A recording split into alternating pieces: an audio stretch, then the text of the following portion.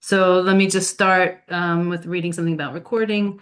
Before we begin, I want to let everyone know that this Zoom meeting will be recorded. Portions of the recording, including participants' voices, images, names, comments, or questions, may be edited and used by Real Landlording for educational, informational, marketing, and promotional purposes, including on our website, social media, emails, and other publications. By remaining in the meeting and participating after this notice, you're confirming that you understand and consent to the recording and these potential uses. If you do not consent, please let me know or leave the meeting before we begin recording. You may also turn off your camera and refrain from participating, although your displayed name may still appear in the recording.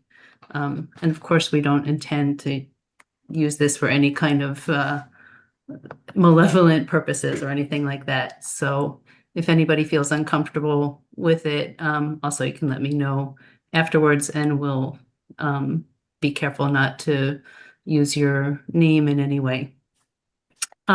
So to begin with, I just want to get started to, first of all, thank you all for taking time to come. This is the first time that we're doing this kind of roundtable discussion, and we'll see how it goes. And I'm very open to your feedback and how you'd like to do these kinds of events in the future. I just want to take a couple of minutes, if you don't mind, to tell you about Real Landlording. Real Landlording is sponsoring this. It's an initiative that I started about a year ago, and it sprouted from the idea that came out of the Facebook group that I'm guessing most of you are familiar with, Philadelphia Landlords Connect. And we have over 3,000 members there. Lots and lots of people try to join, by the way, but we are trying to be very careful about who we let in, that we want to make sure that they're landlords, that they're not there for promotional purposes and things like that. So for every, I don't know, say 10 people that request to get in, there's only a few that we end up letting in. So that's where it sprouted from, and just seeing all of the pain points that landlords talk about and different things. And it's a very chaotic industry. And I started thinking about what are the ways to try to organize that chaos and help things go smoother for landlords, particularly in Philadelphia, where we're dealing with so much compliance issues, so many difficult situations with tenants, and all of the problems that you're all familiar with that come up. So the idea behind Real Landlording is multifaceted. What you may have seen is we've created a network of reliable, vetted vendors that provide all types of solutions. So that includes the things that you're probably thinking about, like, all kinds of contractors. You need something small repaired, you're doing a full gut rehab, all of those from one extreme to the other and everything in between. And in addition, there's obviously a lot of other services that landlords need. So if everybody could just mute their microphone in the meantime, that would be great. And we'll open up the discussion in a bit. So everything that would have to do like with compliance, taxes, bookkeeping, all kinds of things that are, say, the accessory kinds of services that you need as a landlord, right? You own one property. It's still an entire business where you need to understand so many things. So you have the finances, you have the legal, you have everything that you need to know about the property itself, structure, maintenance, tenant relations. It's a very, very complex business. And it doesn't matter if you have one property or you have 1,000 properties. You still have to have some knowledge in all of those areas, or at least have a team of people that you can count on for all of those services. And I don't know about you, but for me, it was, especially in the early years, it was always a big struggle to find the right person for each of those tasks, and very, very time consuming. And many times I fell into situations that either cost me a lot of money, or just that the work wasn't done properly, all kinds of issues. So I set out to build a very resilient network of vendors that is, we have the ability to keep account, or keep them accountable. And that's because we're following what they do and the feedback that we get from the users who use their services. So there's I've broken it down into the four areas, say problem areas that landlords in Philadelphia run into.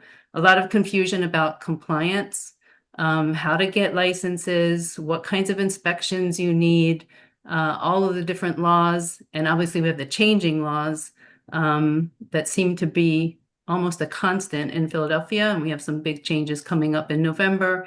And there's a lot to have to know and do to prepare for those things, and to make sure that you're absolutely compliant, because there's a lot of risk involved when you're not compliant. So we can refer to the right solutions given whatever situation you might be in. The second area that called unreliable vendors. There's many, many great vendors and contractors in Philadelphia. Unfortunately, there's also many problematic ones, and everything in between. And each of us has different needs, different personalities, and any given situation can require a certain type of contractor. So we set out to work to match what your needs are with a contractor who can fulfill those needs, right? So the type of property you have, the level of finish that you need, the goals that you have with your property. Okay, I remember once with a roofer who I've been working with for years, for example. I hardly had to say anything to him, and he just knew exactly what situation I was in, and that I didn't need a new roof. I needed my roof to last another year.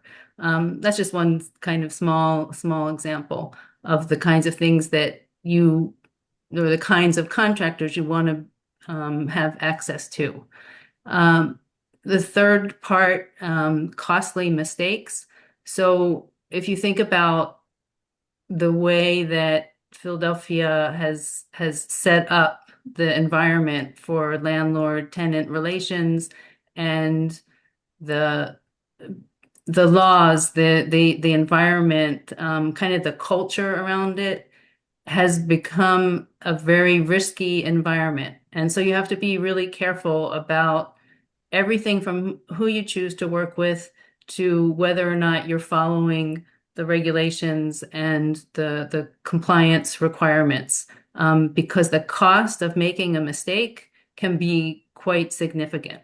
So we're working on trying to integrate all of the information and kind of the rules and regulations that you need to follow. And we're developing what I call funnels that take you through and help you navigate to the solutions and become aware of what it is you need to be aware of. Like, you don't know what you don't know. And most of this is not intuitive. So just another small example, with bed bugs would be a good example where, say, a tenant reports that they have bed bugs. A lot of landlords would just think, okay, the tenant is responsible for that, and I'll just put it back on them, not realizing that there's some pretty significant regulations around how you need to treat bed bugs. So that's one good example that we want to help everybody avoid making those kinds of mistakes, which could end up being a really significant problem. Moving on. So just to emphasize the kinds of things that we're trying to do to help you find trusted pros. Again, this goes back to my personal experience in my early years in Philadelphia. I fell into the hands of I don't want know if I should call it a scam, but people who basically stole my money in some of the projects that I was doing. And what I have found is that even the most savvy investors have fallen into situations like that, unfortunately. So we want to make sure that people avoid that because, in my mind, there's absolutely no reason, um, given that there's plenty of good people to work with, there's no reason to fall in the situation where you get taken advantage of. Um, we're going to be providing what I call guided playbooks. So that will help you navigate through different situations. Like, for example, with all the storms that went on, particularly where in West Philadelphia, where people were hit hard. And most people don't know quite what to do when they're faced with a situation where their property has been damaged. Do you call your insurance agent? Do you call a public adjuster? Do you just get a contractor in there to fix it as soon as possible? Like what's the order of steps? So we want to bring in experts who can provide what essentially will be free advice and help people make those correct decisions. Because again, the wrong decision, like the wrong phone call, could end up putting you in a situation that is hard to get back out of, or would just, cost you a lot of money or a missed opportunity. So this is just to give you an idea of kind of what it looks like. It's just a very easy interface. If you come onto the Real Landlording website, you'll see there's a lot of resources, a lot of tools, a lot of information. We're still working on getting it all integrated, but you can easily come onto a form that helps collect all the information on any given project or problem that you're having, and then we will triage it to the right vendor.